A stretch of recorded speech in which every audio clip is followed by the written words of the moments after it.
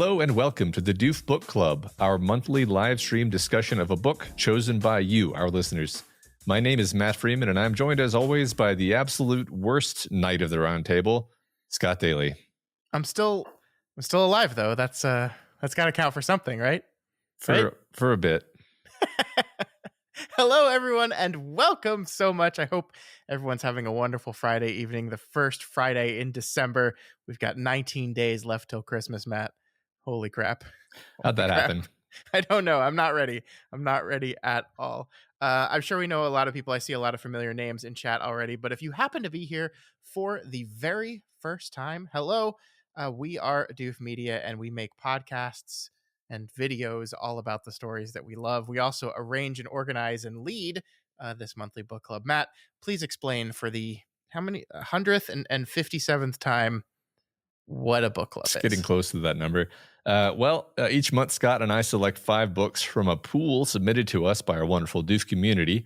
We put up a poll for all of our supporters on Patreon at patreon.com/doofmedia, and we let them vote on which book they'd like us to talk about. The book with the most votes wins, and then we all read it. And then we meet here on the last Friday of the month, or sometimes when I mess everything up, it is the first Friday of the next month, and spend an hour or so just chatting all about the book. We talk amongst ourselves. We respond to chat. We do all of the things. Matt, tell me, what book are we talking about this month? This month we read The Bright Sword by Lev Grossman, and the summary is as follows. A gifted young knight named Cullum arrives at Camelot to compete for a spot on the Round Table, only to find he's too late. The king died 2 weeks ago at the Battle of Camlan, leaving no heir, and only a handful of the Knights of the Round Table survive. They aren't the heroes of legend like Lancelot or Gawain, they're the oddballs of the Round Tables. From the edges of the stories, like Sir Palomides, the Saracen knight, and Sir Dagonet, Arthur's fool, who was knighted as a joke. They're joined by Nimue, who was Merlin's apprentice until she turned on him and buried him under a hill. Together, this ragtag fellowship will set out to rebuild Camelot in a world that has lost its place and balance. That's a pretty good little summary there. And well read, Matt. Well read indeed. Yeah, almost. All right. So, folks, I see a lot of you out there in the chat. Hey, Aqua. Hey, Carson. We see Heller here who says they're just dropping in to say hey because they didn't finish the book. Bummer. I see Barrett as well. Hey, folks. I want to know, what did you guys think of The Bright Sword? And when you're telling me what you thought of The Bright Sword, let me know, is this the first Lev Grossman book you've read? Did you read The Magician's Trilogy? What did you think of Lev Grossman before coming into this book? And what did you think of the novel? And while everyone is doing that, Matt, I forgot to do one more thing, which is I need to share the vote for next month's book. So I'm going to do that right now. So as we said, we let our patrons vote on the book, but we also let people that attend the live book club vote as well. We'll add these votes to the Patreon vote and get our book. So I have just put a link in our straw poll that has a list of 5 novels. You get to choose 2 of the 5 books, and we'll close that poll at the end of the episode, and we'll see what next month's book is going to be. All right, I did that. Now, Matt, I need you to tell me what you thought of The Bright Sword as we see people's comments coming in here. There's a lot of good stuff to say about this book. I really loved all the vignettes of the knights as we looked back into their backstories, their flashbacks. That was probably my favorite part of the story. I also really liked the character of Cullum. He was a good, solid character to be following around for the story. They're doing a lot of interesting things with this story that you can hear me building toward saying, I don't think things came together in the end, plot-wise. But I don't think it ruined the book for me. It was just, it left me with this feeling, sometimes I think you can tell what I thought of a book, Scott, before I finish it, because you say like, yeah, I'm really enjoying this book to me. And I'm like, yeah. And that's what happened this time. And it wasn't because I hated it, certainly. It was just, I was like, I don't know how I feel on the whole. I liked all the pieces and it just didn't come together. And that made me feel kind of disappointed. But now that I've got a little distance from it, I finished it like a week and a half ago. Now that it's that ending disappointment isn't immediate, I actually, my opinion has kind of leveled out and I like it. Okay. That's good to know. Yeah. I think this is really interesting, and the reason I kind of asked the question at the beginning here to our listeners out there, which of you had read Lev Grossman before, and which is the first, this is the first book of his you've read, because I do think, having been someone that really loved the Magician's trilogy and loves Lev Grossman's writing generally, I think it has an interesting effect on me for this book, and I'm curious if you think the same thing. You know, The Magicians is a book that is doing a very specific and kind of targeted deconstruction. You know, it starts off seeming to be like a deconstruction of the Harry Potter series, but then kind of quickly shifts into Chronicles of Narnia, and then like broadly like the obsession with these kind of stories in general. Um, and with that in mind, I went into this book kind of waiting for that to happen. Like, I saw this book and I said, "Oh, Grossman's taken on King Arthur now, and he's going to do a similar thing to the myths of Arthur and the Round Table that he did with the magicians." And it's not that he is not doing that. I think I just kind of kept waiting for them to be like a twist, or Mhm. the other shoe to drop, or something like that to happen, based on my deep love of the magicians and what he did in that book series. And so, like, I enjoyed this book a lot. I had fun reading it. I think it's a quick read. I continue to think that Grossman is just a very good writer. He's very good at sentence construction. He's very good at settings and set pieces. Um, but I understand where you're coming from, and I do kind of feel you in the end. Where like I'm kind of I through much of the book I was like, okay, but like, what are we doing here? Like, I get what we're doing, but like, what are we doing? You Yeah. know what I mean? Like, Yeah. I can tell you right now what I think the themes and main ideas of this story is. But the one thing I'm really curious about, and like, what is it about this that made Grossman go like, I have to do this? Mhm. And I'm not sure I have a definitive answer to that yet. So for me, sort of the nexus of both my uncertainty and, honestly, like what I was looking forward to talking to you about, because I feel so often that our conversations are illuminating, where I sort of know what I feel in an inarticulate way, and it's only when you and I talk things out that I'm able to articulate, or we are Sure. sort of able to articulate it together. And that is King Arthur, the character who is threaded throughout the story, but only very briefly actually in the story directly. Hmm. Sometimes in vignettes, and then toward the very end, sort of in a dream state. And I feel pretty unsure of what we're meant to think of King Arthur, and what we're doing with his character, what message we're conveying with his character. I don't like. Be, huh. I think part of it might be like you just said. I'm almost tripping myself up because I'm expecting a sort of Lev Grossman sort of literary um, curveball, and it actually just it seems to be sort of a subtle, poignant portrait of this, you know, man who had a rough life, and then he became the king, and he was really talented and good at it, but he wasn't actually, like, it was almost like um his intelligence and wiliness covered for the fact that he didn't know what the hell he was doing, and he wasn't particularly wise, you could say, but his Hmm. his intelligence covered for his wisdom, you could say. He made a lot of mistakes. He had a lot of regrets. Regrets are a big theme of this book. Everybody has regrets, and struggles with carrying those regrets. Regrets and secrets and things like that. Yeah, yeah. Yep. And then Arthur dies basically due to a mistake that he made when he was super young, via Mordred. And that's kind of it. Like, and I guess part of the reason, I'll finish with this. Like, part of the reason it feels sort of confused and frustrating for me is, like, I thought we were gonna, like, have a closure with this, and the closure really was just like, nah, he's dead. That's it. Sometimes there's no magical catharsis. Yeah. Sometimes you don't pull the rabbit out of the hat, and it's just over. Yeah, well, it's a book about how this band of adventurers are desperately trying to preserve or bring back something that was lost, and the closure of the book is you can't do that. And like, I actually really love it, because the closure of the book is not only you can't do that, but it's like, even this thing that it is right now is going to fundamentally change. Like, I just love the idea every time you talk about King. King Arthur myth stories, you're talking about these Britons battling against the Saxons. In the back of your head, you're like, hey, what are us white people called?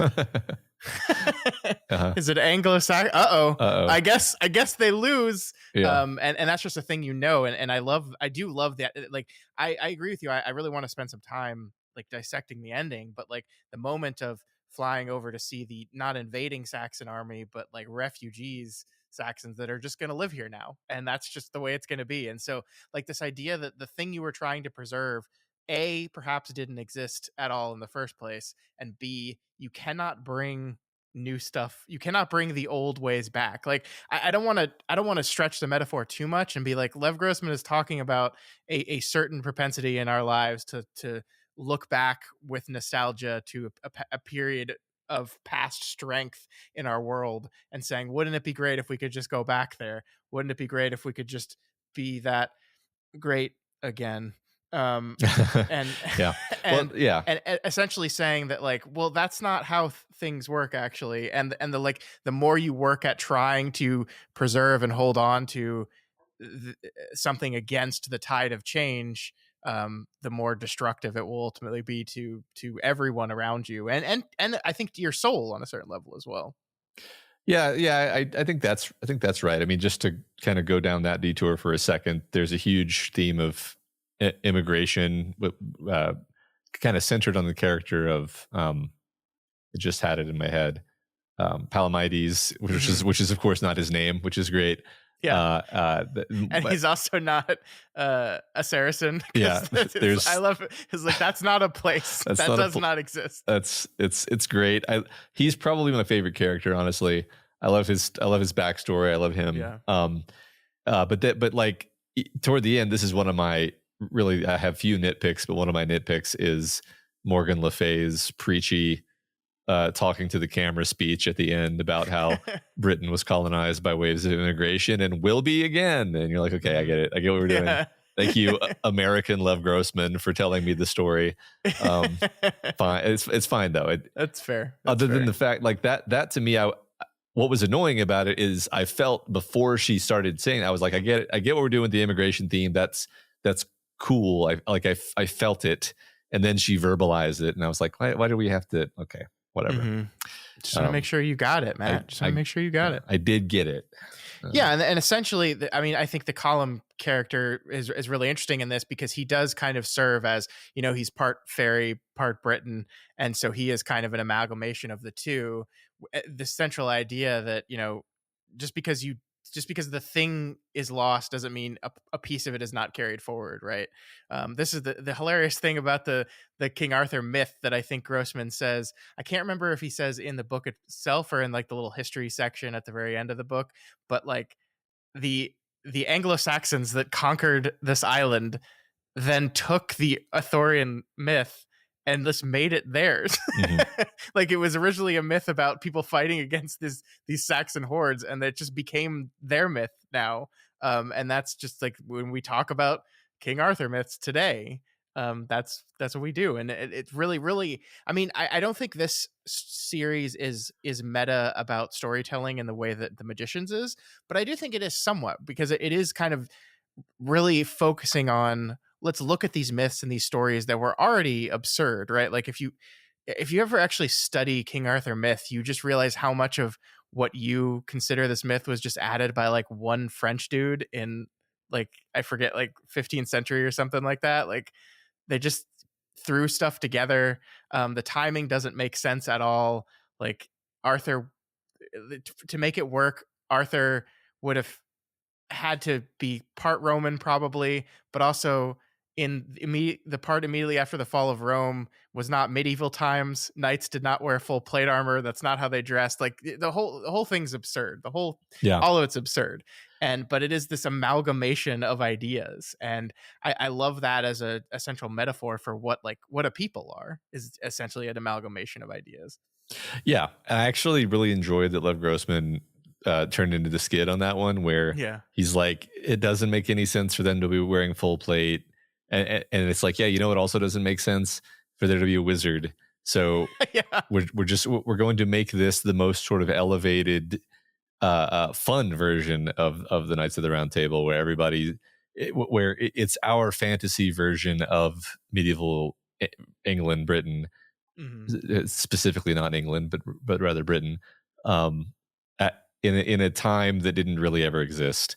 And then we're gonna have angels fight the Fae in a battle, and Yeah, that's but in a battle that becomes like, what I love about this is I think you're kind of waiting the entire book to be told which side is the good side, right? mhm, Like, and there's the sneaking suspicion as you watch Column like again and again try to like push aside the truth. You're like, oh, the the the the Knights or the Round Table side isn't like the good one, is it? It's maybe the fairy side is the good side, and then we see these two peoples come together and fight, and you're like, oh, wait a minute, maybe everyone's bad mhm, actually. yeah. And I, I, yeah, it's really interesting, I think. I thought it was really fun. Nimue being both a literal, witch sorceress and also devoted Christian. Like that was just a fun juxtaposition that you don't see very often. I feel like the trope is almost always like, well, yeah, like the witch is resents Christianity in the church, and it's like Nimue sees the strongest, best form of Yeah, both of these things and can't choose one over the other. I thought yeah, that was cool. yeah. Barrett is asking, when is Robin Hood? Is it part of the same mythos? No, Robin Hood is like 14th, 15th century. I think King Arthur is like 5th century, so it's pretty far apart. Yeah, But they because they all amalgamed up into like British folklore, right? yeah, I think just the thing that distinguishes them is that the reason why Robin Hood story is happening is because of the Crusades and Yeah, because the good king left for the Crusades, and like the King Arthur story is just clearly way before that. So yeah. I mean, and it's this really. I mean, it's just I feel like I love the idea of this book the most, is the thing I like about it the most, because yeah, it's like this is this perfect fertile ground for telling a story, right? Because you have the collapse of Rome, this empire that's existed longer than anyone thought possible, that for the people living at the time like was the entire world. It collapses suddenly. We on this island are alone, and we have to find a way to survive. And into that comes King Arthur, and this, whether Arthur was a real person or not, or an amalgamation most likely of probably a bunch of different people, was this unifying force in this land for the first time. And then that eventually collapses, because of course it does, because that's the way things work. And this idea of like, what does all this mean? What was the point of all of it? Where are we now? Like these are like, I think, broadly speaking, like history of Europe stuff, but also like history of people stuff, but also just like in a microcosm, what do you do when the life you thought you were living disappears? How do you find meaning? Where do you go? What do you do? How do you react to that? And I like on a personal level, I think those stories are really interesting as well. And we get to do these little vignettes with each one of the knights where we reveal their deep dark secret, um, that sets them apart and makes them different. And they're struggling the same way our main character is struggling. yeah, I love that. I'm going to make it a little more just pulpy and say that what I really enjoy about that stuff is the fact that like the setting of England immediately after the fall of Rome just strikes me as just a fantasy setting. Hmm. Like even without the actual overt fantasy trappings, it's just an incredibly dramatic period of history where you've had these, technologically advanced conquerors come from across the sea and fold you into their empire and build these incredible artifacts like the wall that spans the whole island, Hadrian's Wall, which is the literal inspiration for the wall in Song of Ice and Fire. Like Yeah. that's how it's sort of a fantasy element, right? It's like, wow, it and then their empire crashed and receded, and now you're living in the ruins of this civilization, and everything is reverting, and it's chaos, and it's like, what an incredibly like kind of horrible, amazing time to have been alive as a human. Just Yeah. it's very hard to put yourself in that position. I think that's why we enjoy stories like that, because like not that the King Arthur story is true, but like that, all that stuff I just said happened, and there were people living in that situation, and it's just really compelling to think about. And this book gets you to think about that quite a bit, actually. Yeah, and this desperate desire to want to live in a world in which there are, chivalrous knights that are perfect and wonderful and do the right thing, and God is handing out quests and encouraging the peoples to seek the best version of themselves. Like, it's a very fulfilling story that you can understand why people were so immediately enraptured with it, right? Hmm. And I do love, like, the thing that's so interesting to me about this book is that I think I was prepared once again for Gross. Like, I think Grossman is kind of like wonderfully nasty to the Chronicles of Narnia, and like worshiping of the Chronicles of Narnia. Like, this is fine. Like, I'm not like offended by it or anything. It's just like he does not hold back on his feelings about these stories and obsession with these stories and things like that. And the thing that's so interesting about this book and the Arthur tale is that I kept waiting for him to be really nasty. And it's not like he's not harsh, right? Like, Lancelot ends up being the antagonist of this novel, essentially, right? He's the bad guy we have to overcome at the end, who is supposed to be like the perfect example of what a round table knight is. But like, he's doing it with this wonderful, kind subtlety where it's like, no, actually, this was pretty great because you have characters in this book that are the outcasts, are the loners, are the different ones, that have found a place in this round table and meaning and a way to be themselves, and that's incredible and awesome. And despite all the bad parts about it, that there's something there, there's something important there that all of our characters latch onto. And so, like, I really expected it to just like eviscerate Arthurian mythology, and it doesn't really do that. I mean, it does it partially, but it never goes all the way. Yeah, I think it finds this the gold at the heart of the thing. I like, like the summary said that I just read. It's like all these knights are the oddballs and the misfits, and they're the people who were lost in their lives, and they found their way to this calling, which was the round table. But it's like the round table is what you make of it. Mhm. The book sort of talks about this idea of chivalry and how King Arthur. I don't know if this is like, historically true. I mean, it's not, because King Arthur wasn't a real person, but like it's sort of, I think it's sort of historically true that like chivalry is like was sort of made up. It's Mhm. doubtful that it was made up by one guy, but like culturally speaking, it's like you've got all these warriors wandering the countryside, who may or may not, be employed at the moment, and you've got to have a warrior code. Like, this is the same exact thing as Bushido. Basically, it's like you got to have a Mhm. warrior code so that these warriors don't cause you endless social problems. And then actually, in a really kind of inspiring way, the warrior code ends up being a great source of meaning for these people, and because they have something bigger than themselves to dedicate themselves to. Yeah. And that, like, so that's kind of the cool thing, is like chivalry is like a a made up but nonetheless beautiful idea. It's sort of a chosen form of masculinity that you can throw yourself into, and by so doing, you kind of elevate it and you kind of make some meaning out of nothing. And I like that idea. That's fun. Yeah, I do too. I do too. And I think this book is really trying to get at the heart of all that.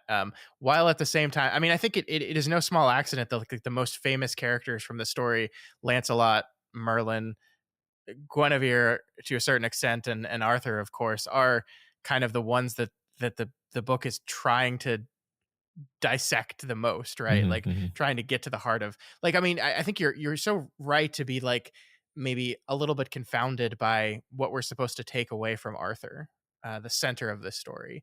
And it's because I don't think there's a clear answer to it, right? I think, what do we take away from King Arthur? It depends. Like, are we talking about the man? And I know I'm saying man ironically because he wasn't really a man, but like just who who he represent or what he represented or the person that it was. Like it's really interesting. I think Grossman like looked at all these stories, and you look at the idea of like how Arthur was created through rape, like what Arthur did. He was not the perfect chivalrous knight himself. He made mistakes, and he struggled, and he didn't live up to his own code often. And like just imagining what kind of conflicted person that would be, this person that is being held up as this perfect example of everything, and but yet hates themselves, right? That's the core of Arthur. I think that we're told explicitly in this book that he hates himself. He hates how he was made, he hates what he's done, and he can't forgive himself for it, and to his downfall Mhm. essentially. And kind of everyone shares a bit of that, but he's the center of that because he was the one who was put in charge of everything, and Hmm. and chosen by God to be the one, right? And Yeah. and even he is not perfect. Or even all the good things he did, he still did wrong things, and he still dies with this sort of regret. Yeah. It's interesting. I don't want to derail, but you mentioned Lancelot being the villain and that being like a twist, and I was like, I always thought Lancelot was kind of the villain of the Round Table saga, but now I'm kind of realizing that I might be going off of like a particular Hollywoodized interpretation of the Round Table story, and Yeah.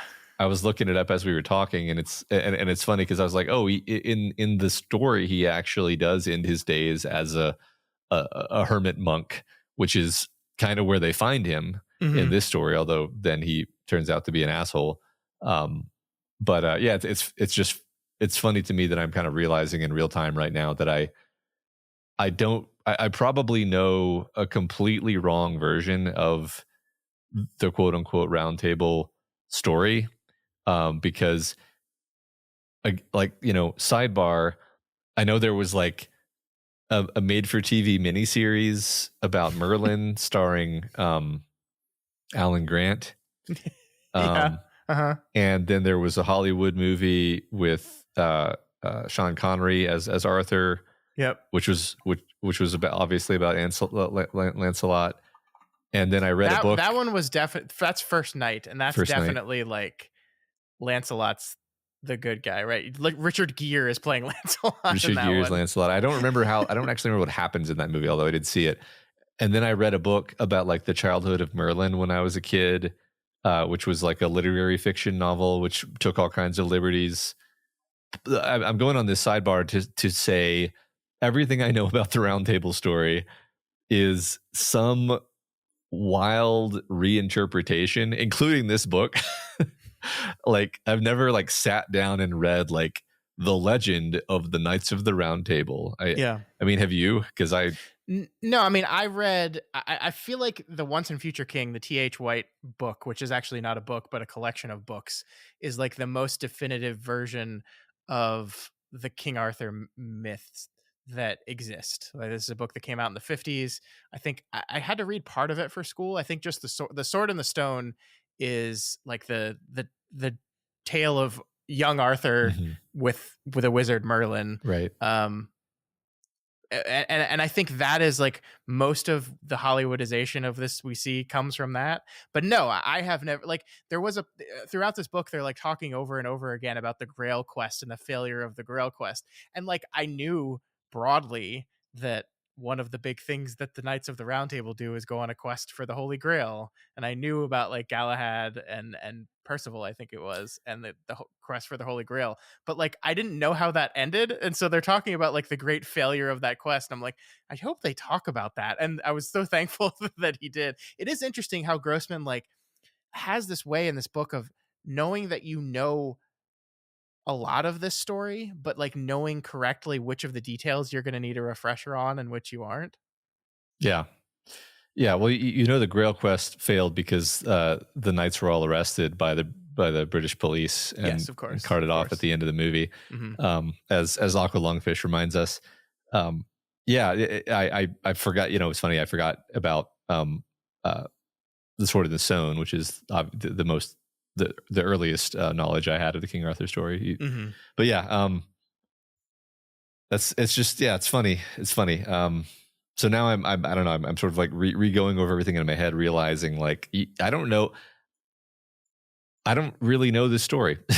Yeah, yeah, um, but and it's fun that like Lev Grossman sort of knows, he sort of knows that, and he's sort of playing with that because he's like, look, like there's no real version of the story, kind of. yeah. So we're going to make the most fun version we have out of the pieces we have lying around. I guess yeah. The mentioning Lancelot again, like he's, you know, clearly just the villain, and there's a lot to say with Lancelot. I thought he was an interesting character. Like he's this guy who thinks he's the chosen of God. He kind of thinks that he should have been, you know, the true chosen of God, and Arthur is like this um, failed attempt because he clearly doesn't have the spine, Mm-hmm. and he, you know, like that scene when the Grail, that they find the Grail in the stone circle, and it's basically obviously a symbol for like these things can coexist, and Yeah. Lancelot finds it blasphemous and just can't accept it, um, and that's kind of the breaking of him with Arthur, and I thought that was all interesting. So like, yeah, I guess the reason he's the antagonist is like all the stuff we've been talking about, the themes of like things inevitably change and nothing is actually pure, everything is a transition, or no one is actually pure, everyone has made mistakes, all these things, and he's the one character who just can't accept any of that. He's like, nope, it's got to all be God, the Christian God, and it's got to all be perfect and perfection, and no compromise, and like, and that's, you know, that's why he's the villain thematically. Yeah, and I mean, I think it says something to the idea that to be the type of perfect chivalrous holy knight that these stories build Lancelot and Galahad up to be, you kind of have to be a monster. Like the thing that I find most interesting about Lancelot and the way they describe him in this book is that he's just kind of unfeeling and Mm-hmm. cold. Like he's basically a sociopath. Yeah. And like, so the idea is that you have to, like, in order to be these things, that's what you actually have to be, and that's terrible. Actually, that's awful. You feel so bad for, like, the book makes you feel really bad for Galahad, actually, Mm-hmm. which I didn't expect. But and Yeah. then the reveal that Lancelot's just calling himself Galahad now is delightful, actually. Yeah. He's like, yeah, no, that was my name too, so I'm King Galahad now because people will like that better. Yeah. And he doesn't like his own name because, again, Yeah. he, like everyone else, kind of hates himself and where he came from and is trying to distance himself from it. And thus he distances himself from his name. Yeah, and I mean, essentially, I think an important thing from this is all these characters have a backstory that does not live up to the holiness and the wonder of the Round Table, but all of our good characters by the end of it have revealed the truth of their backstory, revealed the truth of who they are, right? You know, we could go down the list, like Palamedes, like is like, there's no a Saracen. I'm not a Saracen knight. I'm from a place called Baghdad, and it's like way cooler than here.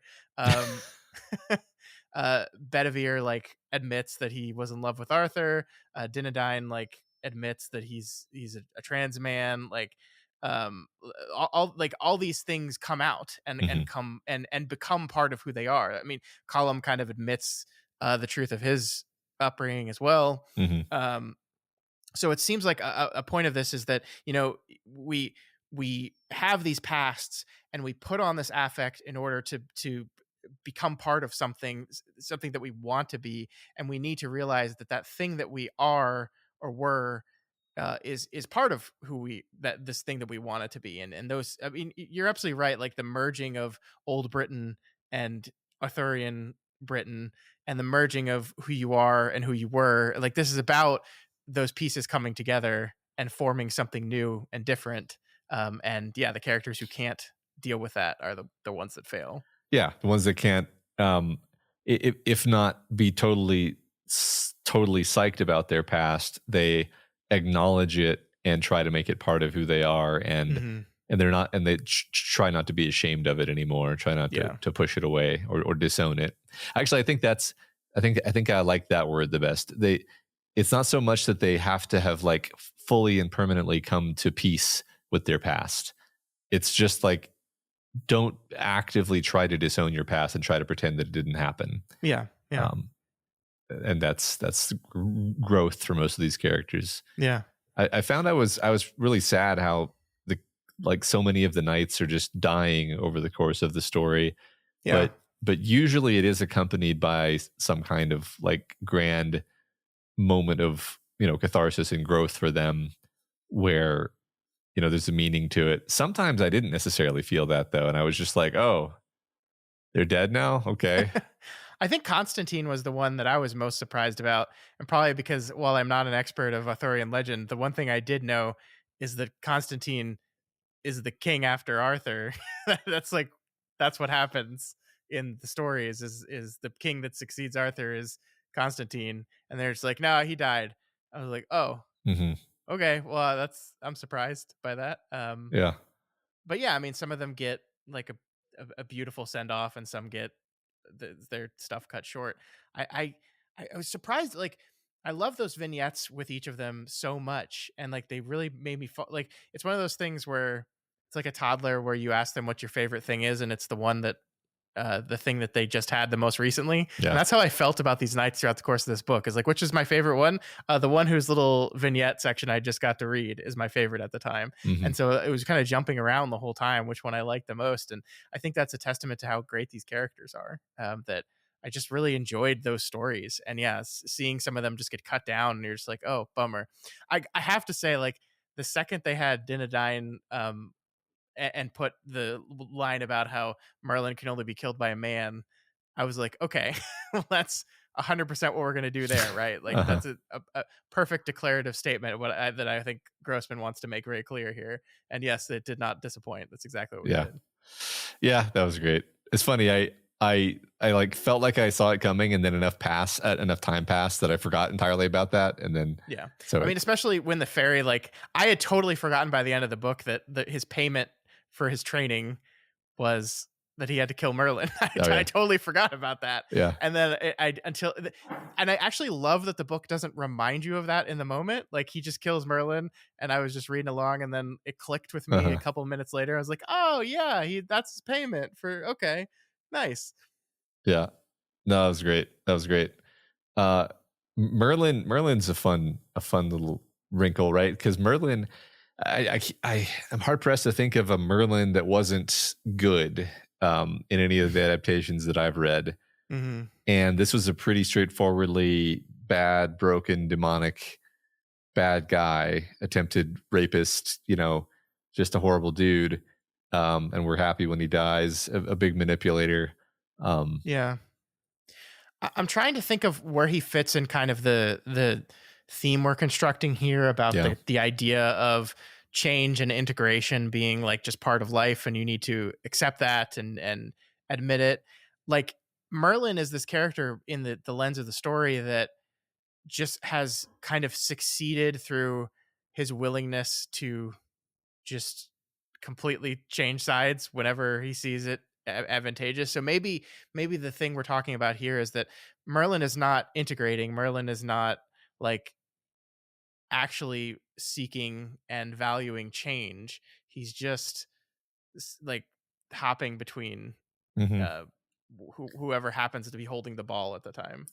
Yeah, it's kind of a mercenary attitude where it's like he was this powerful druid, but he was very easily able to just throw away all of the sort of meaning of that and just keep the trappings of it and switch to the trappings of Christianity, while clearly also not being Christian either. Just Yeah. yeah, just basically being able to pay lip service and not having, his heart wasn't really on anyone's side. So it's not like, so I think the specific thing is, it's like it it's not that he's like, oh, he's actually a good example of this because he's able to take what was good from the old world and what was good from the new world. It's like, no, he's just taking, he's just like a mercenary, taking what advantages him and not actually Yeah. thinking about the value of it. Yeah, I like what Aqualung said in the chat. He doesn't actually have any values. of his own. And I think this is great because this is obviously a book that's dealing with the concept of chivalry and the idea of chivalry. And like I think ultimately what the book is saying is it's not as if that concept doesn't have any value itself. It's just you need to find a way to integrate that concept within the real world. And Merlin is a person that doesn't he's not integrating values because he doesn't have any values. Mhm. Like he's yeah. Carson makes I think a fun point to talk about. They say he definitely didn't raise Arthur up as king because he believed God said he was supposed to be king. He just saw him as an opportunity and he took it. I think the reason I want to riff on this is like the sword in the stone scene in this book kind of left it open ended for me whether Arthur was even actually the chosen of God, because so what I mean is, it's not like this ray of light comes down and the angelic music plays and everyone kneels. It really was a process of like everybody had to kind of decide together, like, well, okay, fine, we all came here under the pretense that whoever took the sword out of the stone was going to be king, and then it's this kid. Are we really going to go with that? And then actually, what maybe something magical did happen, and I'm blanking. I mean, I don't think anything specific magic happened other than like I love the idea that he pulls the sword out of the stone and they're like, wait a minute. Yeah, That's not right. Put it back.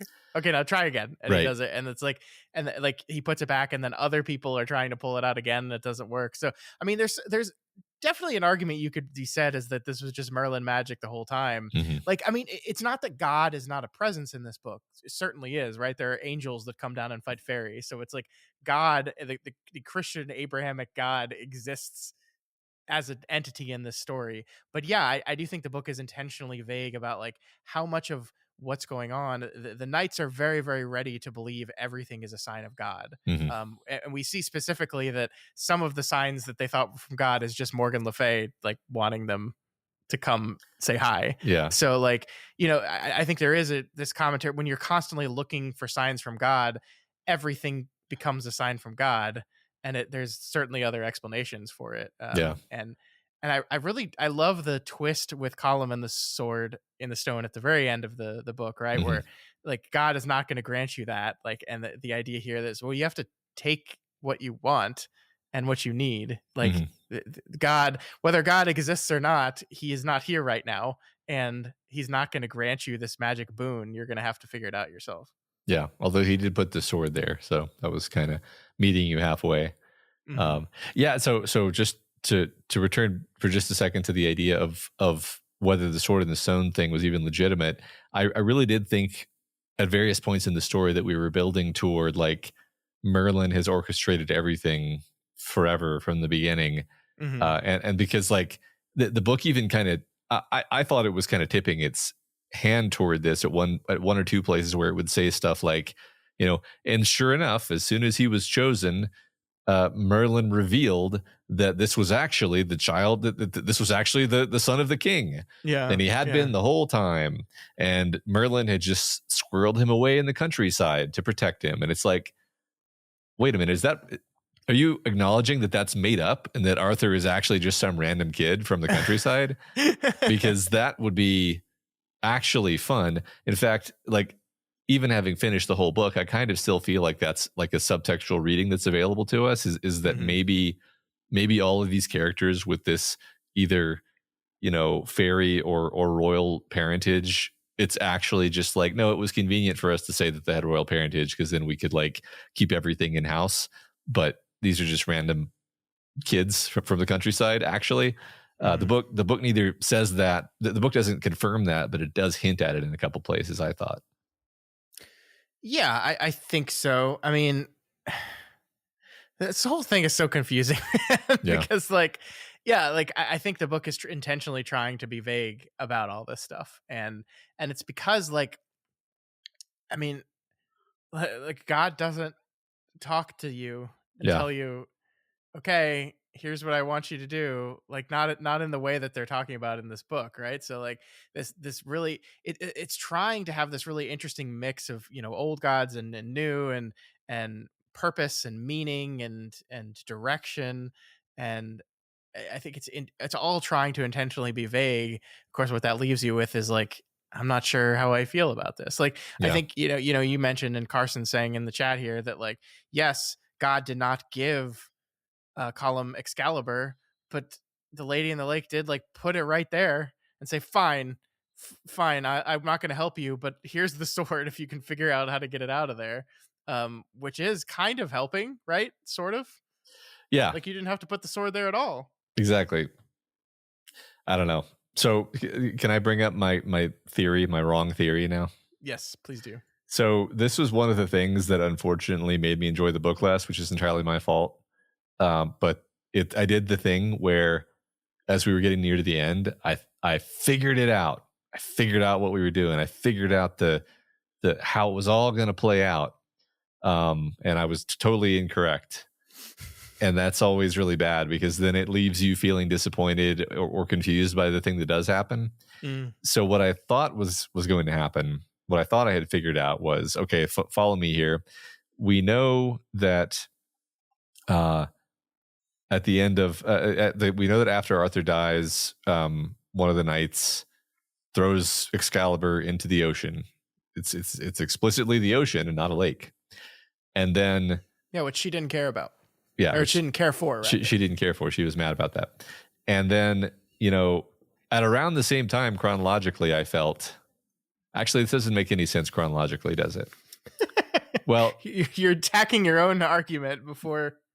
Well, I say anything. Yeah. Well, at the time, it felt like it made sense chronologically for some reason. But anyway, I don't know. I don't know why I thought this made sense chronologically, to be honest, in retrospect.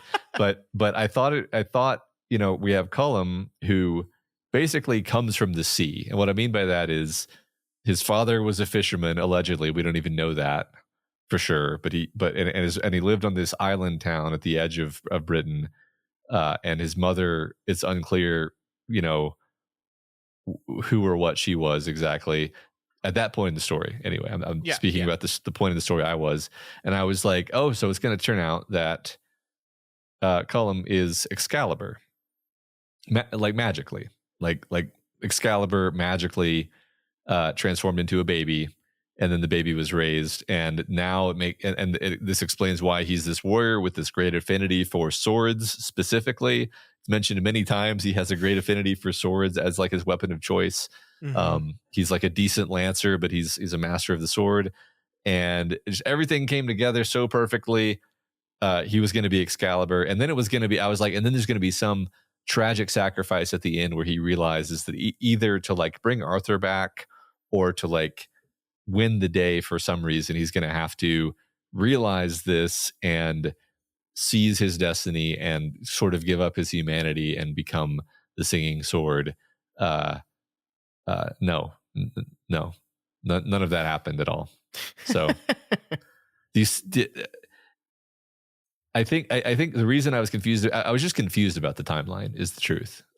But anyway, hope y'all found that entertaining at least.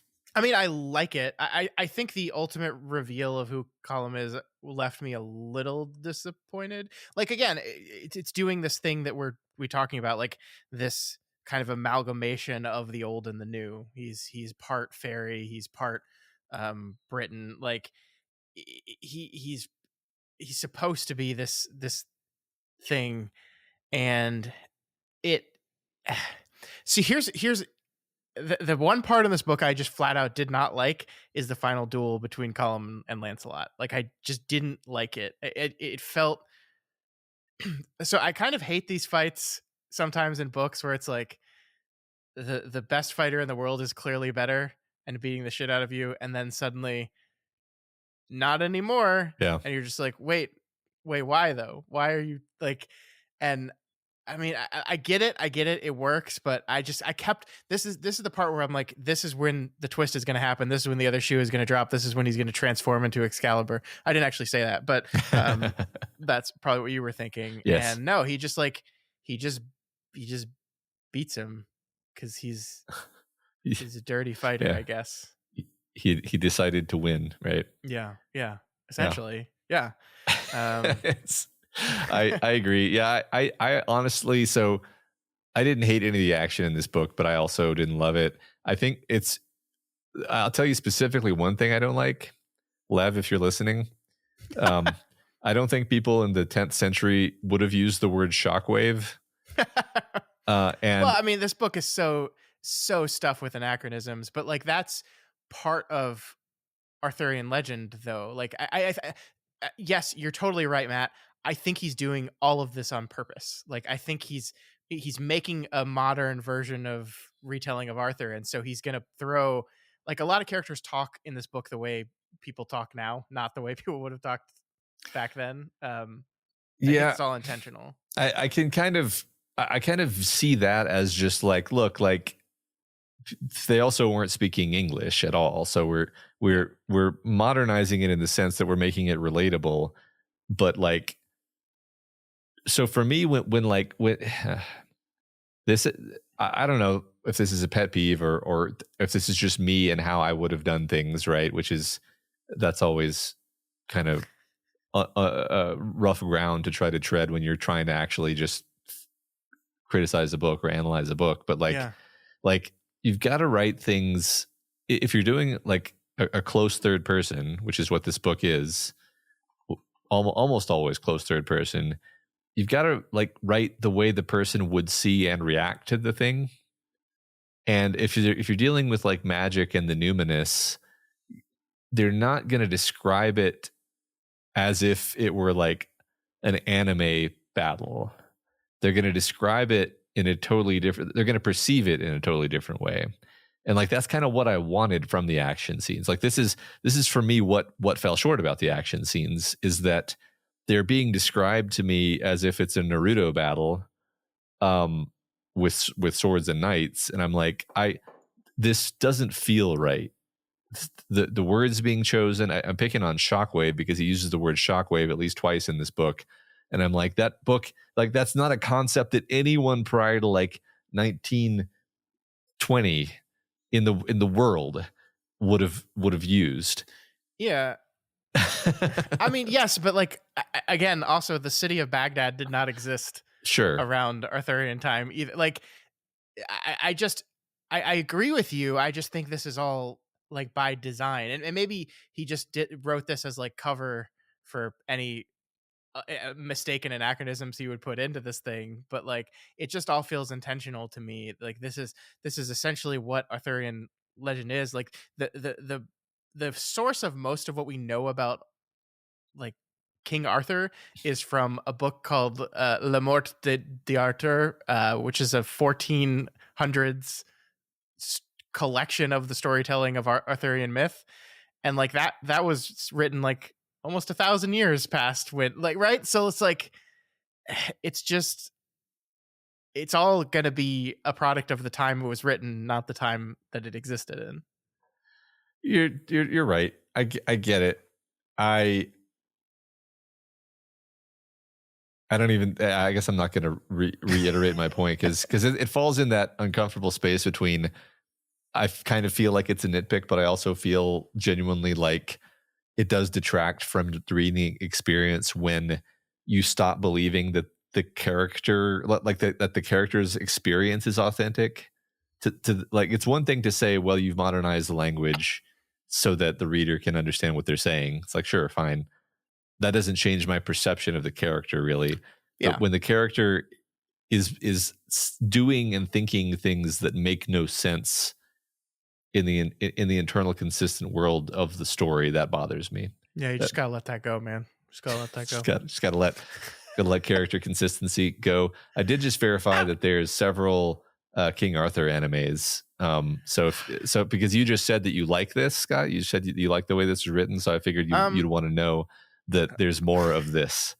So okay, let's be clear here. That's the most fucking ridiculous thing you've ever said.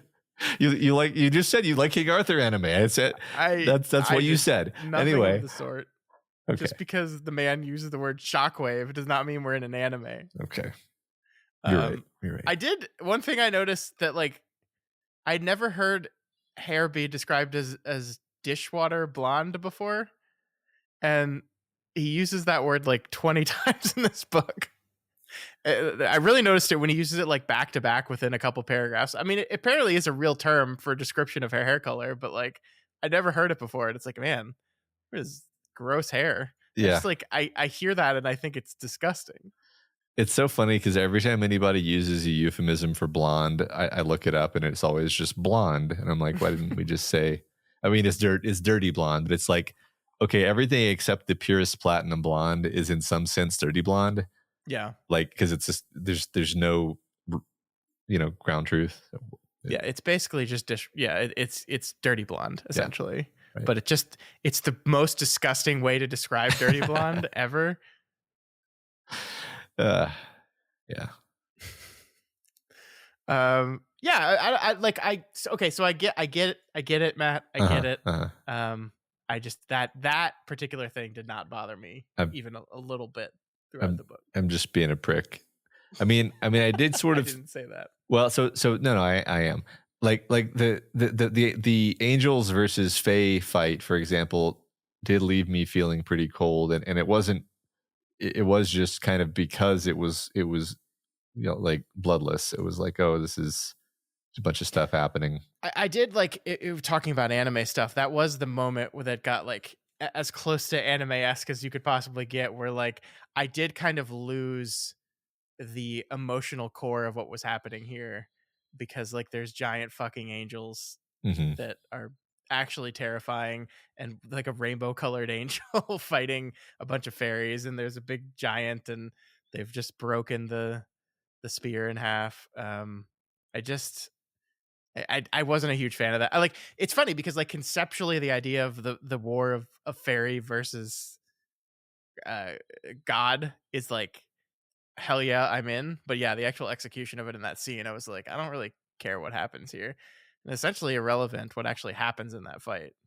Yeah, right. I mean, I think that's probably why, on some level, why it was disappointing to us is it's like the conclusion of the fight was a stalemate where their whole quest was negated because the spear was destroyed, and the spear was the magic thing that they were looking for to help them on their quest.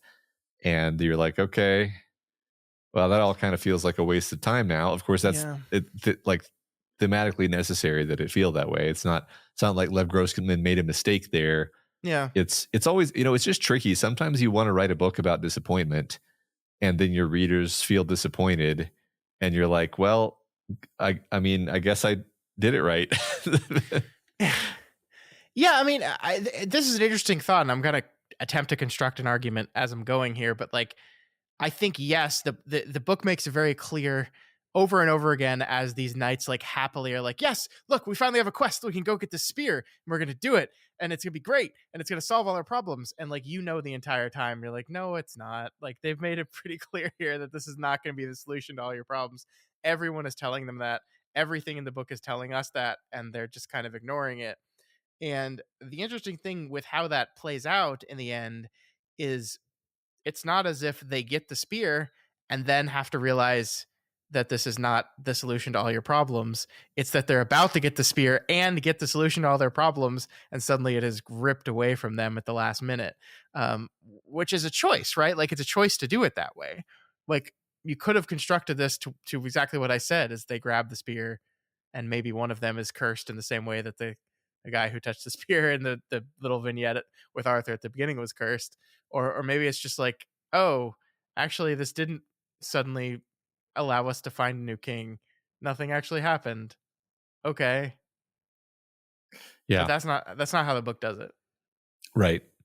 I thought it was interesting that we chose the Spear of Longinus as the item, because I was like, isn't that like super cursed? Like, why would that be a good, why would that be a thing you wanted on your side? Like, I mean, and that's why I think it's a great choice, because like it doesn't matter to them. Like what the actual item is and what like the meaning of the item is irrelevant. It's just like a thing. I think that's the whole point of the Grail, right? Like what the Grail represents, what is it supposed to mean? The holy significance of the Grail that Christ drank from. I think actually the book says, was it the cup that Christ drank from, or was it the cup that collected Christ's blood after he was stabbed by the spear, or was it both? Who knows? Yeah. We don't care. It's just this is a holy thing that God is telling us we need to get and makes us feel nice when it's around. I actually love that wrinkle of it so much. Yeah, me too. I like the way the book treats the idea of questing, because it's simultaneously highly elevated kind of trope concept, and also a thing we can all kind of relate to. Like we don't use the word to describe our day-to-day activities, but we still have this piece of psychological machinery where it's like I really felt for and resonated with the bits where, like, King Arthur has been on this trail of success his whole life, just going from success to success, kind of, can't lose even if he tries. And then it's like suddenly something happens and things just hit an inflection and they kind of stall out. And it feels like he's lost the mandate of heaven. It feels like he's lost God's grace. And they decide to go. I mean, he decides the Grail quest is going to be what needs to happen. But it's like, it's because you need there to be an answer. Yeah. Like you need to do something. And it's like, well, this is something. We can try to find and maybe in the course of seeking the Grail, we'll find some meaning and purpose, and we'll find an answer. But like, that's not a plan. Like you don't know how that's going to happen. You're just like, you're kind of surrendering yourself to the world and saying, all right, I'm just going into the world and I'm going to do my best to do the thing, whatever it is. But you don't know that it's going to work. And like that actually happens a lot in life. Yeah. and that's kind of what they're doing with the spear, right? The spear is their attempt to sort of redo the Grail quest, which itself was a failure. And in both quests, well, so that's the thing. That's kind of what I wanted to get to. Both quests are a failure in the sense that they don't get the thing that they wanted. But like kind of everything ends up the way it had to be anyway. Like people learn lessons. Some people die. Some people find redemption. Some people don't. But like that's life. Like you can't just not go on the quest. You can't just sit there and wait to die. Yeah. So might as well go on the quest. Like I don't know. I that all that stuff really resonated with me on the subliminal level. Yeah, I like that. But also, I think you can't just expect that this thing is going to be the solution. Like, it seems like a lot of the characters are just waiting for God to like hand them their solution to their problem, right? It's like, what do we do? Arthur's dead. What do we do? Well, are we going to just let Camelot fall, or are we going to fight for what this all represents? And then for a lot of the book, it's just like, well, we'll just wait for God to tell us, and then we'll just do that. And each time they think God has told them something, and they rush after that headlong into it. The only time they actually like fight for the survival of Camelot is the battle for Camelot, right? Every other time they're just kind of like running around like doing stuff. Yeah, I mean, I guess I like your point though, because we just we that's kind of how we live. We like look, maybe not directly look for signs from God, but we look for like, what is my purpose? What am I supposed to do? Where do I go? How do I go on? How do I find my way? And that is a sort of quest. So yeah, right. I like that. Yeah, I enjoyed that aspect of things. Mm-hmm. That's cool. I like this book. I like this book a lot. I'm still kind of confounded by it, if I'm being honest. Like, I still am just like, outside of just isn't isn't Arthurian legend just like ripe for exploration? Like as a concept, why Lev Grossman said this is what I'm going to do. But I still just, I'm surprised at what it ended up being. Mm-hmm. Yeah, I think maybe an attempt at closure from me is, you said you didn't see the thing that really spoke to him. You felt unsatisfied with the implicit question of why did Lev Grossman feel compelled to write this, and I feel like the through line there is he saw a really cool thing to say about the nature of immigration and the change of a land and a culture over time, and connect that with Arthurian legend in a way that felt fresh. I think that's what he saw. Yeah. No, I think that's right. I think that makes sense. I don't know if I'd piece that together before we had this conversation, but saying that now, I think that aligns pretty well. Cool. All right. Anyone else have anything else they want to say about the bright sword?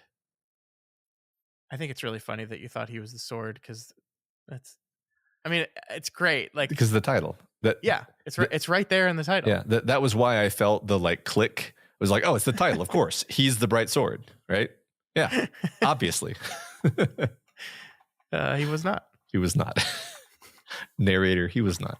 Or was he? Maybe he was. Maybe we're overthinking this. Maybe yeah. He's just Excalibur. He ends up getting the sword. I mean, honestly, when he got the sword, I was like, this would have been better if he just was the sword. And then I forget the name of the knight, but Arthur's best friend had wielded him. That would have been how it should have gone. Why did he get his hand back? Magic. When did that happen exactly? I can't remember.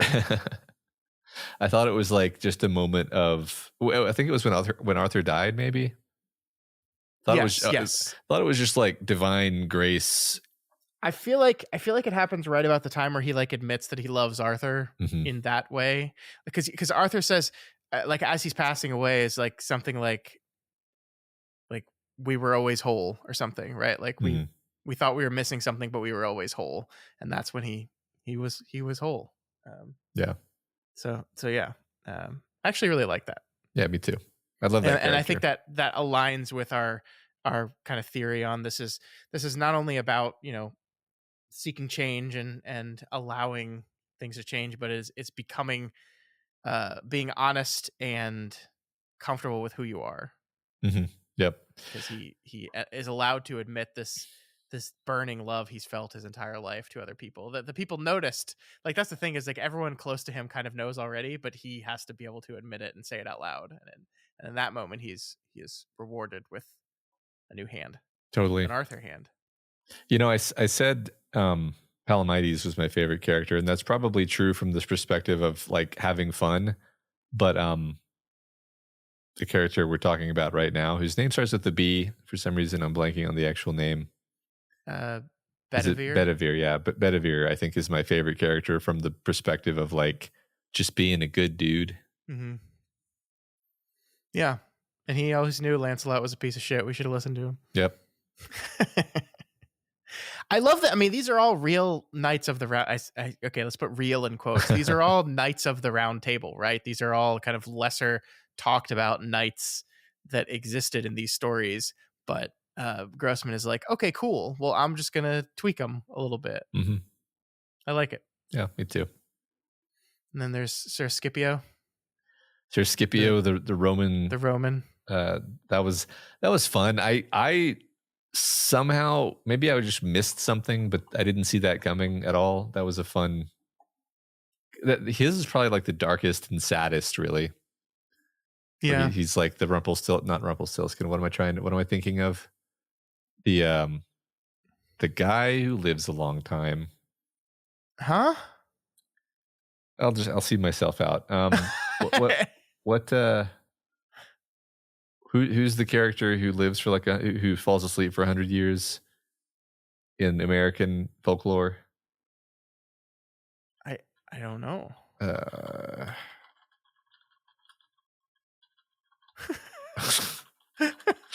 I am speechless, sir. It's not Rumpelstiltskin, I'll tell you that much. Rip Van Winkle. It's kind of an anagram for Rumpelstiltskin. I see why you made that mistake, Matt. Rip Van Winkle. I mean, isn't that the thing with him? Is he kind of falls asleep for a long time and then comes out and the world has changed? Sure. Right? Isn't that? I think so. Yeah. I don't. I'm sorry. I'm not like well versed on my Van Winkle mythology. Everybody knows I'm right. Okay. I'm not saying you're wrong. I just don't know. What I'm saying is I don't know. Okay. Because I have not extensively studied Rip Van Winkle. It's Rip Van Winkle. He goes fishing. He ends up falling asleep and he wakes up an old man. Thank you, Carson. But in this case, it's because he gets like pulled into a hill by a Barrow White. Mm-hmm. And he does. And then he's out of time. Yep. But he can't join the round table because he's a dirty Roman. Yep. It's funny because like I read the name Scipio and I was like, that's a Roman name. I know plenty of consuls in Roman military history named Scipio. And Yes, then he was a Roman.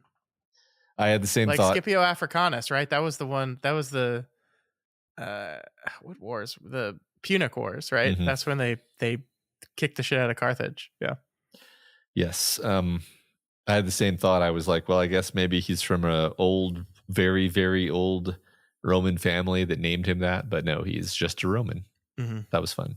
Yeah, it was fun. It's all great. It's all really great ideas. Yeah. I loved it all. It's just a confounding book in the end, I think. But like maybe that's Yeah. the point. Maybe we're supposed to be confounded. Yeah, I think it's almost like I think I have a bias toward wanting everything to come together just incredibly well and tightly, and it's like maybe that's just not this book. Like this book is a bunch of these vignettes of these different characters. Vignettes is probably not the right word. Just this book is just the story of a bunch of these different characters who are going through their own struggles, which are thematically tied together. Yeah. And then in the end, life goes on, and that's thematically appropriate for this book. So fine. Yeah. And everything you want and think you want out of life is still at the whims of the oppressive nature of time, which rules all. The Anglo-Saxons will take control, and there's nothing you can do about it. Yep. All right. I think we're good. I think we're good. Thanks, everyone. Let's go ahead and tabulate the final results of the poll. And we'll do that by pressing the here refresh button and then doing some math. All right, so Jurassic Park has won the vote. Jurassic Park pulled it out. It was ahead by a little bit and did not get the Lathe of Heaven by Ursula K. Le Guin. It's a not that close second, but still did pretty good for its first month in the poll. Jurassic Park will be the last book of 2024. We'll be taking a look at that actually in the beginning of 2025. It'll be January 3rd. We'll be taking a look at Jurassic Park. Matt, I think we've both read this book. Someone nominated it, and I was like, huh, interesting. I have not read this book in a long time. So, yeah, I think this is one of those weird things we have in common that we both read it when we were surprisingly young, and I don't think I've ever reread it. So we did what children did, which is you went to see a movie called Jurassic Park when you were 10 and you were like, holy shit, that was amazing. And then everyone was like, oh, it's based off a book. And you said, okay, I'll read that. And you're 10 reading Jurassic Park. And so a lot of the very detailed science stuff that Crichton pulls in there just totally goes over your head. And also a lot of the like people being graphically eviscerated was like pretty rad for me. That didn't go over my head. That went right into my head and changed me forever. For the better, I think. Yeah, me too. Yeah. I'm looking forward to this read. I'm looking forward to kind of looking at it as an adult and seeing what we think of this book. I mean, I of course love the movie. It's one of my favorite movies. It's one of the best movies of all time. So it's like, can a book stack up to one of Steven Spielberg's masterpiece? But I don't know. Yeah. Probably not, but it'll be fun to talk about anyway. It will. It's been Crichton's such an interesting author, and it's gonna be fun to talk about him. All right, well, folks, I believe that is gonna do it. Thank you so much for those of you who attended live. It's a good conversation. Really great seeing y'all's opinions on this thing as we were kind of struggling our way through it. One of those book clubs where we're just like, I'm not sure what I think yet, and we kind of tried to figure it out. I think we got somewhere. Yeah, I think we did. Yeah. Thanks for coming. All right. If you like what we do here at Doof Media and you want to see more of it, then please head on over to our Patreon at patreon.com/Doof Media and consider donating to support our organization. At any available level, you'll get access to the ability to vote for the books we talk about each month, as well as a bunch of other exclusive features. We just released a bonus podcast on the TV show From earlier this week, which is a new feature we're starting. So go check that out. Yeah, and by the time we're covering book club next month, our newest show, Flanagan's Wake, which I have a delicious mug of coffee here. It's actually day-old coffee. And it's not very good. But the mug is really cool, and the show is going to be really cool. Flanagan's Wake will have had its introductory episode by the time we're meeting again. So make sure you look out for that. We don't have a feed for y'all to subscribe to yet because there's no audio yet, but we will very soon. And we'll make sure you don't miss that. It's going to be a lot of fun, I think. So thanks everyone for hanging out. If you have any questions or comments or just want to reach out and say hello, you can find us via email at doofmedia@gmail.com, on Reddit r/doofmedia, on Instagram at doofmedia. We're on Twitter at doofmedia, and I'll probably I think I get an email if people message me, so I will log in to check that. But I've done it, Matt. I've beaten my Twitter addiction at last. So don't really check that one as much. Congratulations. Have you done it yet? No, not not even. Should try. Not even so a little freeing. bit. So freeing. I believe you. All right, folks. We'll see you next month for Jurassic Park.